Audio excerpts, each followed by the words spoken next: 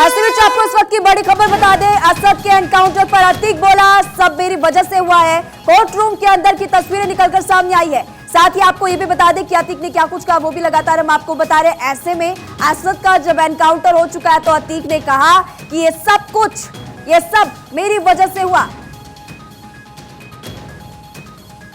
तो court room के अंदर की तस्वीर भी सामने आई है। साथ ही आपको ये भी बता दें कि असद के एनकाउंटर के बाद अतीक ने क्या कुछ कहा वो लगातार हम आपको बता रहे हैं। असद के जनाजे में जाना चाहता हूं, अतीक की तरफ से कहा गया। इसके अलावा ये भी आपको बता दें कि एनकाउंटर को लेकर और भी कई सवाल अतीक ने पुलिस वालों से किए। कहा कि सब कुछ मेरी वजह से हुआ। साथ ही ये भी कहा कि ऐसे में अब उसको कहां दफनाया जाएगा।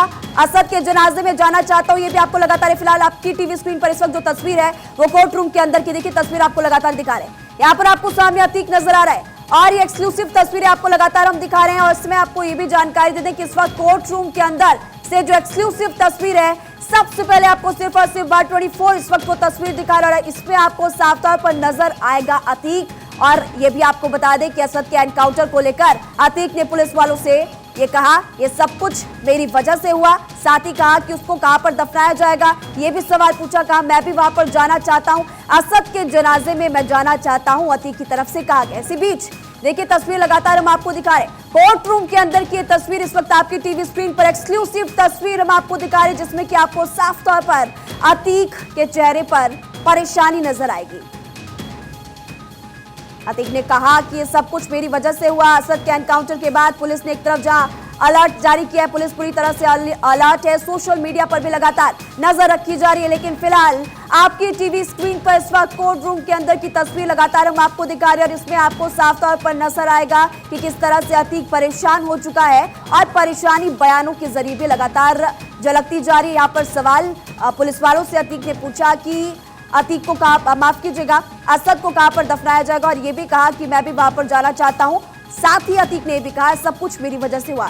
इधर इस पूरे मामले को लेकर, इस पूरे एनकाउंटर को लेकर आपने भी देखा है किस तरह से अखिलेश यादव ने सरकार पर तंज कसा। इसके अलावा असदुद्दीन ओवैसी ने भी सरकार पर सवाल खड़े किए। लेकिन इसी को लेकर अभी फिलहाल पुलिस पूरी तरह से अलर्ट है। सोशल मीडिया पर कड़ी नजर रखी जा रही है और अतीक अहमद को एक तरफ जहां 4 दिन की रिमांड पर अब पुलिस लेगी, वही आपको ये भी बता दें कि प्रयागराज कोर्ट ने 4 दिन की रिमांड पर अतीक को भेजा है। उमेश पाल हत्याकांड में 4 दिन की रिमांड पर अतीक, उसके चेहरे पर परेशानी, शिकन आपको नजर आएगी। 17 अप्रैल को कोर्ट में अब इसके बाद अतीक पेश होगा। लेकिन फिलहाल अंदर की तस्वीर हम आपको दिखा रहे हैं। कोर्ट रूम के अंदर की तस्वीर आपकी टीवी स्क्रीन पर सबसे पहले सिर्फ और सिर्फ बार 24 आपको दिखा रहे हैं। हर पूरे मामले का अपडेट सबसे पहले बार 24 ने आप तक पहुंचाया। एक्सक्लूसिव तस्वीरें हमने आप तक पहुंचाई।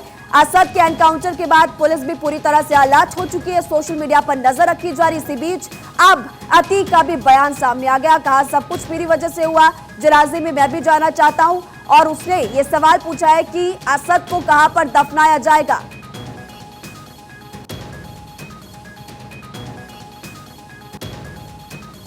तो 17 अप्रैल को कोर्ट में इसके बाद अतीक की पेशी होने वाली 4 दिन की रिमांड पर इस वक्त। और ये भी बता दें प्रयागराज में पुलिस ने सतर्कता बढ़ा दी है। प्रयागराज में पुलिस पूरी तरह से अलर्ट है। प्रयागराज में गश्त कर रही है पुलिस की टीम।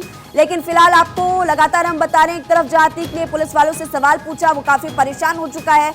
वही ये भी जानकारी आपको लगातार हम दे रहे हैं कि अब इस पूरे एनकाउंटर को लेकर, इस पूरे मामले को लेकर प्रतिक्रियाएं भी निकलकर सामने आने लगी है। अखिलेश यादव ने इस एनकाउंटर पर सवाल खड़े किए तो असदुद्दीन ओवैसी ने भी इस पूरे एनकाउंटर को लेकर सवाल खड़े किए हैं।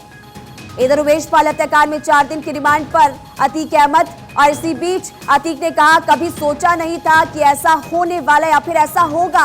असद के एनकाउंटर पर अतीक ने कहा कि कभी ऐसा सोचा नहीं था, लेकिन यह भी कहा कि सब कुछ जो भी हो रहा है या फिर जो भी चल रहा है मेरी वजह से हुआ है। कोर्ट रूम के अंदर की तस्वीर भी आपको लगातार हम दिखा रहे हैं। और यहीं पर अतीक ने सवाल पुलिस वालों से पूछा, असद के जनाजे में जाना चाहता हूं, कहां पर असद को दफनाया जाएगा। और इसके अलावा यह भी कहा कि कभी सोचा नहीं था कि कुछ ऐसा भी हो सकता है। बुरे काम का बुरा नतीजा। और देखिए जो काम अतीक ने किए, अतीक के परिवार वालों ने किए, उसकी सजा लगातार अब मिलने वाली है अतीक को और मिल भी रही है। और देखिए तस्वीर लगातार हम आपको दिखा रहे कोर्ट रूम के अंदर की तस्वीर। अवनीश विद्यार्थी हमारे संवाददाता इस खबर पर और ज्यादा जानकारी विस्तार से देंगे। अवनीश, साफ तौर पर जब कोर्ट रूम की तस्वीर लगातार अपने दर्शकों को हम दिखा रहे हैं, उसमें नजर भी आ रहा है किस तरह से अतीक परेशान है। और यहाँ पर अतीक ने पुलिस वालों से क्या ये सवाल किया कि ये सब कुछ मेरी वजह से हुआ, जनाजे में मैं भी जाना चाहता हूँ, और ये भी सवाल उसने किया है कि असद को कहाँ पर दफनाया जाएगा। आप विस्तार से जानकारी दीजिए। देखिए, वो सब ऐसी अनौपचारिक बातें हैं जो अदालत में जो भी वकील उसके साथ मौजूद थे, जो कुछ सुरक्षाकर्मी उनके साथ थे, उनके साथ चर्चा करते हुए ये बात सुनी गई कि अतीक अहमद पहले तो मायूस हुआ, गिर करके अचेत सा हो गया, वो बैठ गया कुर्सी पर, अशरफ ने उसको संभाला, ये तमाम सारी चीजें हुई। उस बीच ये सब कन्वर्सेशन की बातें हैं जिसमें उसने ये कहा कि जो है वो इस सारी घटनाक्रम का जिम्मेदार वो खुद है।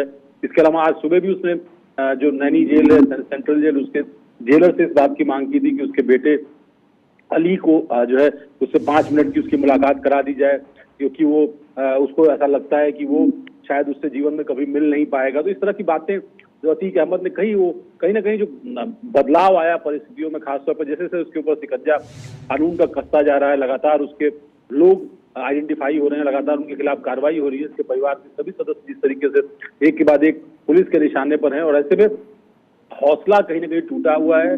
एक जो दुस्साहस था वो कहीं ना कहीं दिखाई नहीं पड़ रहा है इस वक्त। और उन तमाम चीजों के बीच बेटे की मौत की खबर शायद उसने अंदर से अतीक अहमद को हिला दिया, और शायद यही वजह है कि वो पूरी बॉडी लैंग्वेज जो है वो दिखाई पड़ रही है। और उसके बाद इस तरीके से वो सर झुकाता हुआ अदालत से निकला, तो सबने हमने वो तस्वीरें देखी हैं, और उसी तस्वीर में ये तस्वीर भी दिखाती है किस तरीके से अशरफ के साथ वो इस वक्त में, जब उसके बेटे की मौत की खबर उसको मिल चुकी है, अदालत की तरफ से उसको पुलिस कस्टडी रिमांड दी जा रही है, इन परिस्थितियों को देख रहा है। बिल्कुल, और ऐसे में मुझे लगता है कि अतीक वो बातें भी सोच रहा होगा, क्योंकि जब यहाँ पर उमेश पाल की हत्या हुई थी तो शाइस्ता ने उससे बात करते हुए ये भी कहा था कि अभी असद बच्चा है और उसको इस मसले से दूर, इस मामले से दूर रखना चाहिए, लेकिन फिर भी उसकी एंट्री करवा दी, और उसके बाद देखिए अब परिणाम क्या हो गया। अवनीश, बात सही है, और यही वजह है कि घटना इस तरीके से आगे बढ़ी। अब किस तरह की कन्वर्सेशन था, ये हम सब जानते हैं कि बातें छन करके आई थी कि शाइस्ता परवीन और अतीक अहमद से घटना के बाद बात हुई थी, असद के इस्तेमाल को लेकर के बात कही गई, उसको इस तरीके के मामलों में, आपराधिक मामलों में भूमिका न दी जाए, लेकिन अतीक अहमद अड़ा हुआ था कि असद को इस तरह की भूमिका दी जाए, उसकी एक तरीके से क्रिमिनल लॉन्चिंग की जाए प्रयागराज के माहौल में, इस क्षेत्र में, और इसीलिए उसने ऐसा किया। ऐसा पहले भी वो कर चुका था, उसने अपने खुद के भाई अशरफ को इसी तरीके से लॉन्च किया था। अशरफ ने मौजूदा विधायक की हत्या कर दी थी, राजू पाल की, और उसके बाद वो खुद विधायक भी बन गया था। तो ये तमाम परिस्थितियां अतीक अहमद ने पहले देखी थी, लेकिन हर वक्त एक सा नहीं होता। शायद यही वजह है कि आज वक्त का पहिया जो है वो अतीक अहमद के खिलाफ है, और वो दिखा रहा है कि किस तरीके से गुनाहों के जो सरबराह होते हैं, जिन्होंने गुनाह की दुनिया खड़ी की होती है, उनका अंजाम क्या होता है। बिल्कुल आपने सही कहा अवनीश, क्योंकि बुरे काम का बुरा ही नतीजा होता है। ऐसे में प्रयागराज की अगर बात की जाए तो वहां पर सुरक्षा के लिहाज से क्या इंतजाम, क्योंकि गश्ती पुलिस लगातार करी, इसके अलावा सोशल मीडिया पर भी नजर रखी जा रही है। ये बिल्कुल कस्टडी रिमांड पर उसको लिया जा रहा है। आज से ही कस्टडी रिमांड शुरू हो गई है, 17 तारीख को उसकी कस्टडी रिमांड समाप्त होगी। वो और उसका भाई अतीक अहमद, उसका भाई अशरफ पुलिस कस्टडी रिमांड पर रहेंगे अगले 4 दिनों तक, और इस दौरान उससे उमेश पाल हत्याकांड को लेकर के तमाम साक्ष्य जो है उनका संकलन किया जाएगा। जो एविडेंसेस पुलिस के पास है उनके संदर्भ में उससे पूछताछ की जाएगी। कड़ी सुरक्षा अमले के बीच में उसको रखा जाएगा, 3 लेयर सिक्योरिटी बीच में उसको रखा जाएगा। बॉडी कैमरा इस्तेमाल करने वाले सुरक्षाकर्मी उसके आसपास होंगे, RAF की टीम भी लगाई जाएगी, इसके अलावा PSC की टीम भी लगाई जाएगी, ताकि सुरक्षा को लेकर किसी तरीके से जो है वो कोई कमी न रहे। और साथ ही साथ तो पूछताछ या दूसरी सारी चीजें पुलिस को कंडक्ट करनी है, वो कंडक्ट कर सके। जो बात आज स्पेशल DG ने कही कि इस तरह की साजिश रची जा रही थी कि अतीक अहमद जब वापस साबरमती की जेल में जाएगा तो उसके कॉन्वॉय पर हमला करके उसको जो है छुड़ा लिया जाएगा, इस तरह की भी कोशिश। तो ये सब आशंकाओं को देखते हुए सुरक्षा व्यवस्था काफी चाक चौबंद की। ठीक है, अवनीश आप फिलहाल हमारे साथ बने रही, क्योंकि तस्वीरें लगातार अपने तमाम दर्शकों को हम दिखा रहे हैं। इस वक्त जो आपकी टीवी स्क्रीन पर आप एक्सक्लूसिव तस्वीरें देख रहे हैं, फिलहाल कोर्ट रूम के अंदर की तस्वीर, और ऐसे में जानकारी लगातार हम और हमारे संवाददाता अवनीश भी आप तक पहुंचा रहे कि असद के जनाजे में जाना चाहता हूं, इस तरह की बातें यहां पर करता हुआ अतीक नजर आया था। अवनीश लगातार हमारे साथ बने हुए हैं। अवनीश, अब इस पूरे एनकाउंटर को लेकर सवाल भी लगातार खड़े हो रहे हैं। अखिलेश यादव ने सरकार पर निशाना साधा, उधर असदुद्दीन ओवैसी भी इस कार्रवाई को लेकर लगातार सरकार पर सवाल खड़े करते हुए नजर आ रहे हैं। देखिए, इनकाउंटर पर सवाल होते रहे, कोई नई बात नहीं है। हर इनकाउंटर की मजिस्ट्रियल इंक्वायरी होती है। इस इनकाउंटर की मजिस्ट्रियल इंक्वायरी होगी तो जो भी चीजें हैं वैसे भी साफ हो जाएंगी। सबसे बड़ी बात यह है कि नजरिया क्या है, उसके पीछे किस दृष्टि से तमाम सारी चीजें जो है वो घटित हुई हैं। दृष्टि है कि अपराधी के खिलाफ कार्रवाई की जाए।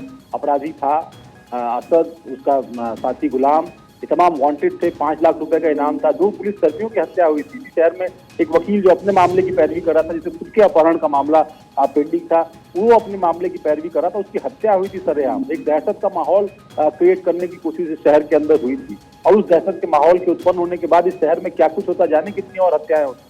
वैसे में अगर पुलिस ने कोई जवाबी कार्रवाई की है और उसमें इसका नतीजा मौत हुआ है, चाहे वो अतीक अहमद का बेटा ही क्यों ना हो। इस शहर में बहुत सारे ऐसे लोग हैं, बहुत सारे ऐसे घर हैं जिनमें जो है बच्चों की मौत हुई होगी, किसी के भाई की मौत हुई होगी, किसी के पिता की मौत हुई होगी।